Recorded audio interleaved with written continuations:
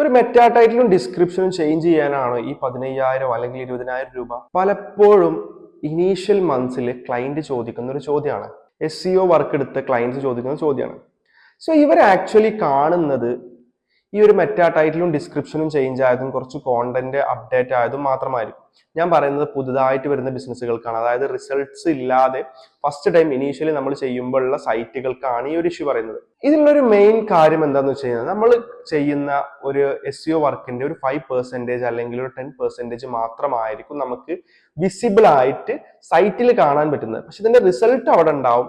നമുക്ക് കോൾസോ അല്ലെങ്കിൽ കാര്യങ്ങളോ അതുപോലെ തന്നെ സൈറ്റിൽ ട്രാഫിക് ഇൻക്രീസ് ആയിട്ടുണ്ടാവും. ഇങ്ങനത്തെ കാര്യങ്ങൾ ഇനീഷ്യൽ മന്ത്സിൽ ബെറ്റർ കോമ്പറ്റീഷൻ ഒന്നും ഇല്ല എന്നുണ്ടെങ്കിൽ നമുക്ക് വിസിബിൾ ആയിരിക്കും. പക്ഷെ ഇങ്ങനെയുള്ള നല്ല കോമ്പറ്റീഷൻ ഒക്കെ ഉള്ള സൈറ്റ് ആണെന്നുണ്ടെങ്കിൽ പലപ്പോഴും ക്ലയൻസ് ചോദിക്കുന്ന ഒരു ചോദ്യം, ഇതിനാണ് ഇത്ര എമൗണ്ട് മേടിക്കുന്നത് എന്നുള്ളത്.